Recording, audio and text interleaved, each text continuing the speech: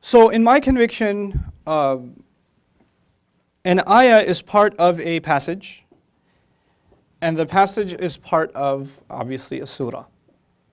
And a surah is part of a group of surahs. In other words, there's a bigger view. So one has to understand where in the Quran the ayah is situated. It's important to, because the Quran is a cohesive book. You can't take a sentence in a book out of its context. Right? So if we're talking about a very powerful ayah, then we got to look at what surah is it in? Within that surah, what passage is it in? Where is that surah itself?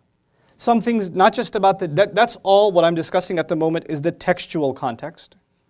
And then there's a historical context. And the historical context is, when was this surah revealed? Are there any commentaries on when this particular ayah was revealed? Or these set of ayat were revealed? Is there any discussion about that? All of that background information helps shape my thinking about the ayah itself. If I don't do my homework on that background, then I'm going to come to very different conclusions about what the ayah is talking about. It'll completely change my view on what the ayah subject matter actually is. Right? This is, and textual context is of the utmost importance in Quranic studies. Allah says, اعلموا أن الله يحيي الأرض بعد موتها. Surah Al-Hadid. He says, you should know that Allah gives life to the earth after it had died. Allah gives life to the earth after its death. Now what do you think it's talking about? Plants. Plants. The earth is dead, it rains, and then plants come back to life. But the ayah before talks about hearts becoming hard. فَقَسَتْ قُلُوبُهُمْ وَكَثِيرٌ مِّنْهُمْ فَاسِقُونَ اعْلَمُوا أَنَّ اللَّهَ يُحْيِي الْأَرْضَ بَعْدَ مَوْتِهَا. Their hearts became hard, many of them are corrupt. You should know Allah gives life to the earth after it had died. Now what's the ayah talking about? Just like the lifeless earth can be brought back to life, dead hearts, still hearts, hardened hearts can be brought back to life. Did the context of the ayah change our understanding? Did it influence? Sure. It brings a new flavor to the text. It brings a new understanding to the text that you wouldn't have had in isolation. The ayat are beautiful in isolation, but they are also, our understanding of them is when they are together, when they're in a flow, because it's part of a khutbah that Allah has revealed. It's part of a kalam that Allah has revealed, and kalam has to have flow. It has to have continuity. So that's one thing that's really important. Now the way I approach that is something that I learned from the writings of Amin Ahsan Islahi. It was further refined by the speeches, the lectures given by Dr. Isar Ahmad on this particular topic on coherence. I read previously and took extensive notes on Mustansir Mir's analysis of coherence in the Quran. The bottom line of all of which is the following. Basically, the Quran is, number one, a cohesive text. It's made up of several large sections. Each large section has a compilation of two kinds of surahs, Makki and Madani. So each large section of the Quran, you can divide the Quran into 7 large sections, and each large section has a group of Makki and a group of Madani, maybe at least one Makki and a bunch of Madani, or at least one Madani and a bunch of Makki, like that. Okay, and Islahi, for example, would argue that the first main section of the Quran, this is not the same as Hizb, by the way. He's looking at it from a literary perspective. He would argue the first main Hizb of the Quran is actually Fatiha, the Makki, and then Baqarah, Ali Imran, Nisa, and Ma'idah, the Madani. So those 5 make the first portion of the Quran. So those two complement each other, meaning Fatiha is complemented by these 4 surahs as a whole. Okay? And then those 4 surahs also have a relationship with each other, and they form group 1. And then there's group 2, and there's group 3, and group 4. And by the way, by the time you get to the end of the Quran, you have the shortest Madani section and the longest Makki section, so it's actually reversed from where we started. Okay? It's flipped from where we started when you get towards the end. Anyhow, the surah, or Surah An-Nur in particular, when I talk about its overall context, you'll see why it's important to note that it's a Madani surah, and it belongs to a group of surahs, and that it's paired with another surah. It's beautiful that it's paired with another surah historically, and it's also paired with another surah in a literary sense. And what's also beautiful is that this other surah is not next to it. It's actually further away. They are apart between each other. There's a gap of Makki surahs. So this is a Madani surah. There's a bunch of Makki surahs.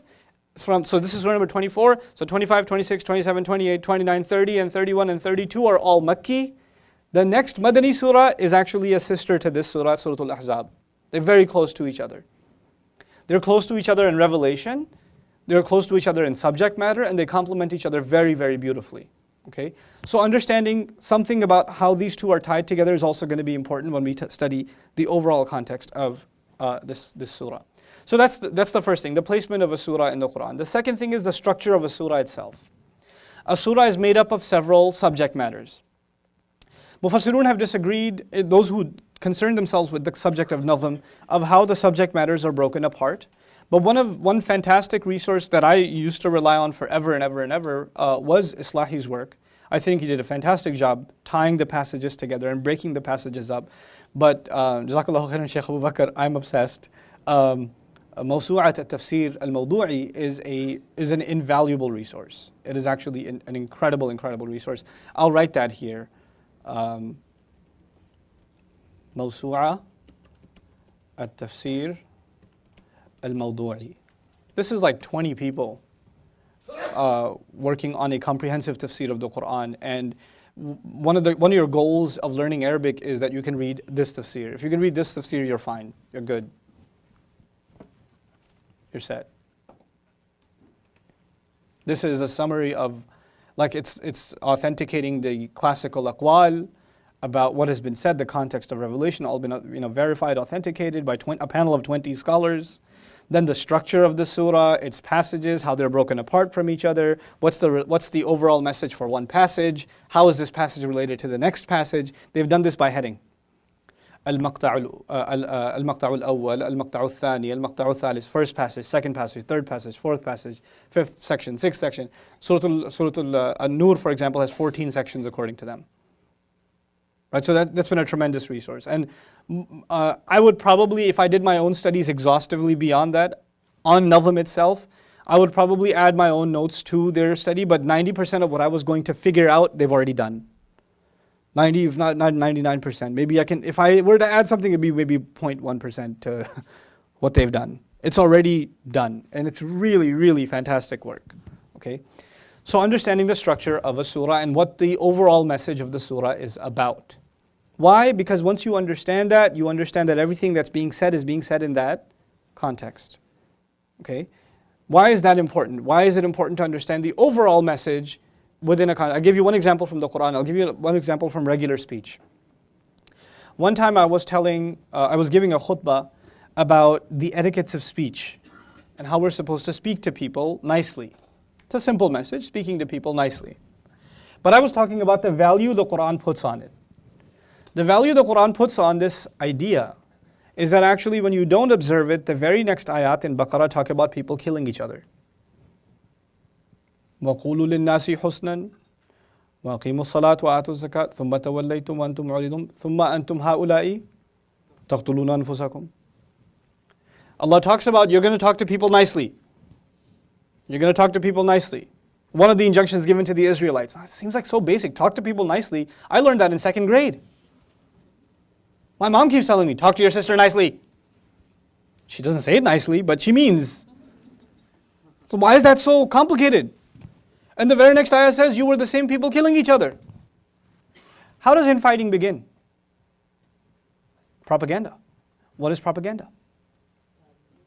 Language. Words. Propaganda is nothing but words. There was a report this morning on NPR about Rwanda and the music industry in Rwanda and how Rwanda 20 years ago had a genocide. And now there's love songs, in the air. Everybody's making love songs. Even the hip hop artists are talking about unity and love in Rwanda. And they say, how come you guys don't write anything about the genocide? It's such a big part of your history. It scarred you so badly. How come there's no music about the genocide? And you know what overwhelmingly the artists are saying? First, we don't want to remind ourselves. We know it happened. But if we bring it up, we're still a volatile society. A song itself could stir up violence. We're terrified that one song about one tribe, I say something nice, even if I don't say something bad, if I say one thing too nice about one tribe, or if I praise the president or something, we don't know if it's going to start, killing's going to start again. Speaking is a pretty big deal. So I was talking about Bani Israel. Allah told them, قُولُوا لِلنَّاسِ حُسْنًا. After the khutbah, a brother comes up to me and says, why are you talking about the Jews? You should give a khutbah about Muslims. Now my entire khutbah was about Muslims. And I was telling ourselves, our congregation, how we should take advice from Banu Israel. I was like, when did you come to the khutbah? He goes, 5 minutes before Salat. I was like, but you didn't understand what I said. There's a context. It doesn't matter what you said. That's what you said. I was like, there's a lot more that I said. But if you take it out, then you're like, he's not even talking about Muslims. He's giving us a fun history lesson about the Jews or something. You know, why don't you care about Muslims and how they speak, etc., etc. You know, context can change everything. Can make something relevant, irrelevant, if you pull it out of context. So that's going to be a key in us appreciating the ayah that we're going to be studying. Understanding the passage it's in, its relationship to other passages, and the overall message of the surah. We're going to have to deal with that, okay? Then when you get to an ayah, then my own methodology, this is the context studies, this is the groundwork. This is the hardest part in my opinion. Then the easy part begins. That's research. The next part is research. And research is about this ayah, first of all, what are the classical positions? Are there extensive conversations about historical context? Are there reports from Sahaba or even a hadith of the Prophet ﷺ related to this particular ayah? And if so, what are they and how are they to be not just read but analyzed? Studying history is one thing, knowing history is one thing, analyzing history is something entirely different. Somebody can know all the facts about Hudaybiyah, but not be able to analyze that history. Right? Historical analysis is really, really important, not just historical data and information. Oftentimes the athar or the text will give you the data, but it won't offer you the analysis. Right? So you have to look at history and you have to analyze also what's going on here. How's the scene to be painted? And this is the great of some great ulama in our time and even classical writers who've taken history and they've also analyzed it for us. Okay? So understanding that history, analyzing that history, that's important. That's the second step. Then there is classical commentary. I start usually with classical commentary.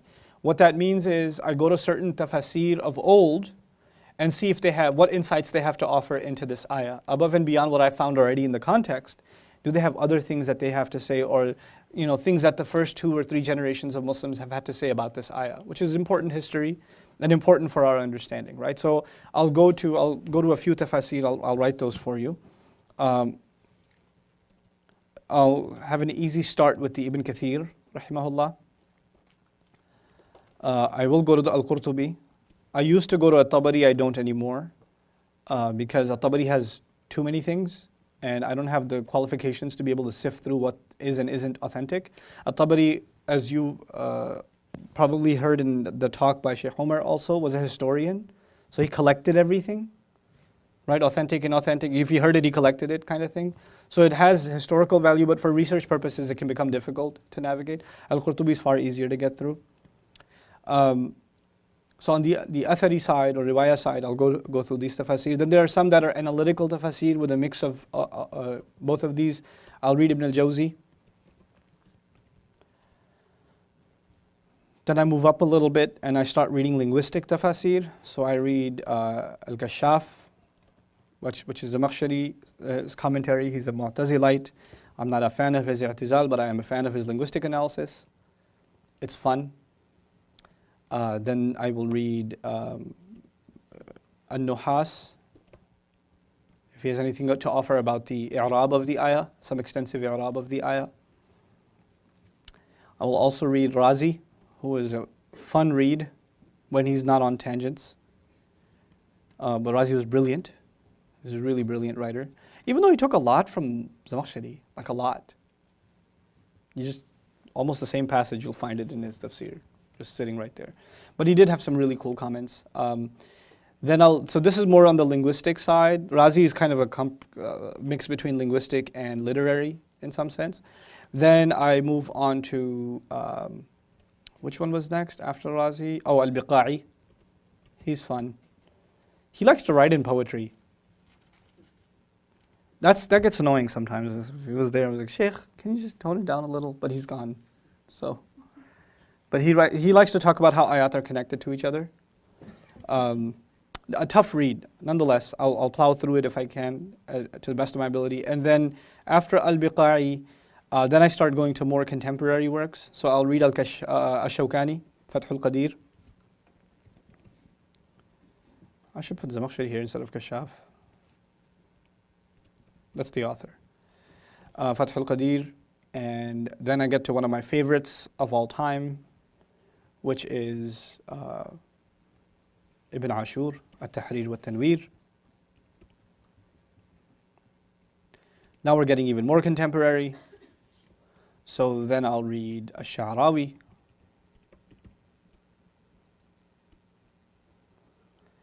And after Sha'rawi is done, then I will read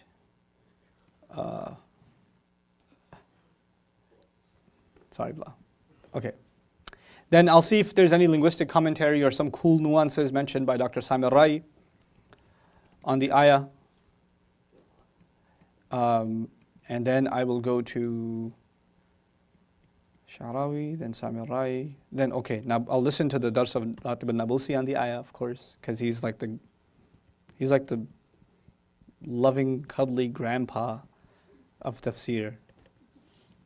It's so nice to listen to him. You feel like he's just patting you on the back when you're listening to him. It's so, you just want to cry. You turn into a baby when you listen to him. He's got this very fatherly tone to him. It was wonderful.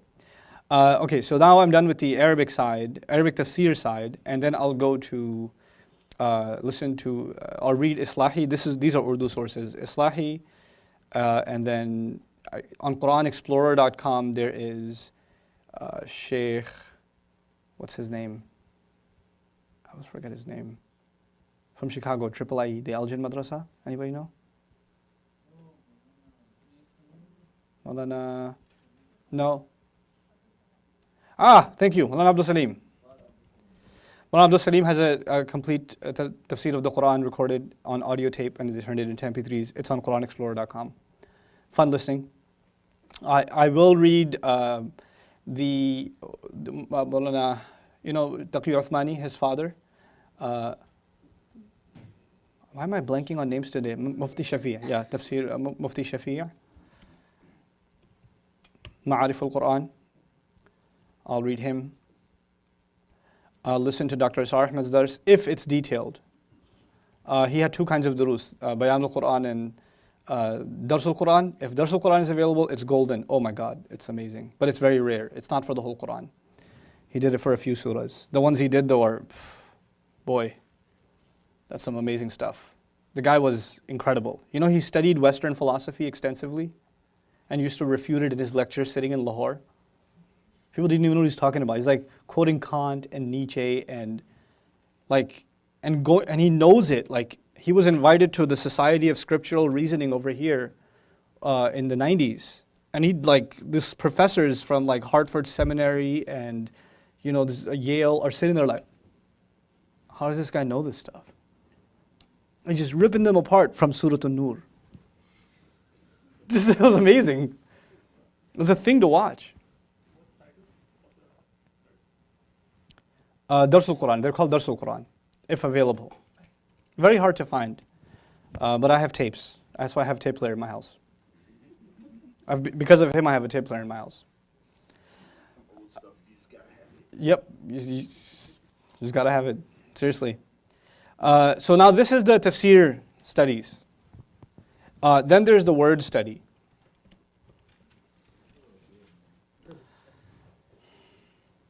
You wonder why I don't do detailed studies. Because if I did, I wouldn't do anything else. So when you do an ayah, it'll take you a while. It'll take you a while. This took me, all of Ramadan took me Surah Nuh. Just Surah Nuh. To do it like this. It takes a while. And it's not even studying this stuff. That's not the hard part. When you have all these notes, is there overlap? To skim through all of the overlap and to turn it into something you can actually teach, that's the painful part. So he already said this, he said this, okay, I got to combine these two, and that's been said here, okay, I got to get these two together. And so you have 70 pages of notes, and then you got to turn them into like 3 pages, or 4 pages, or 10. In this case, this is 14 pages for today, the ayah. Right, because you got to skim. So now word study, Lisan al-Arab, I'll start with lanes. Then I'll read Lisan al-Arab, Then I read Al-Muhit. I really, really like Qutuf. I really like this book. My new love, Fiqh al-Lugha. There's a thesis called Daqa'iq al-Furuq li Kalimat al-Quran. I love it. It's great.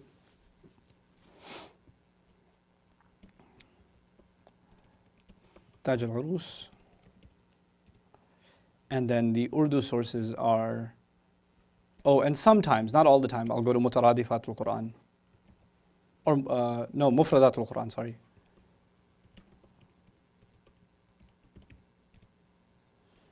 Then the Urdu sources, there's one that's like super juicy. It's called Mutaradifat al-Quran.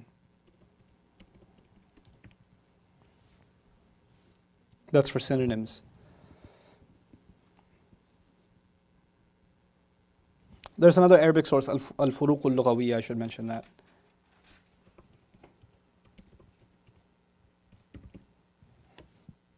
Again, synthesizing, like going through this stuff and kind of taking what you need to draw, to skim, and get to like, okay, here's where we're at. How much do you water them down? I wouldn't call it watering it down. I would actually call it summarizing, because a lot of information is overkill for teaching purposes. Like, for example, they'll take a verb like, we're going to do khimar, probably not today, but we're going to do khimar, right? And when we do it, well, how did the Arabs use it? And they show you like 100 phrases in which they use the word khimar in different ways, right? So I could walk you through all of it, and you're going to feel the pain when I do walk you through some of it even, because some of it is a couple of pages. Right? But there's a lot more. So when there's redundancy like that, I say, okay, well, we can skip some of that stuff. Point made through examples A and B. You're convinced, I don't need to convince you more of the same point through 80 more examples. Right? So I'll try to eliminate some redundancies from it. When I do teach for a tafsir lecture, like, when I started this process with Juz Amma, boy, I had to not talk about 80% of what I studied. I had to there's no time. People are going to go crazy, man. Just teaching Juz Amma took me 3 years. Right? So if I actually did it the way my notes were suggesting, we'd still be doing it. Juz Amma wouldn't get, so you got to decide between functional and, overkill, kind of, right? So anyway, this is not how I study for any which ayah. This is when I've decided to study an ayah. I'll take this method. And then, fuse all the notes together and put it all together. And then, okay, now I'm ready for an ayah.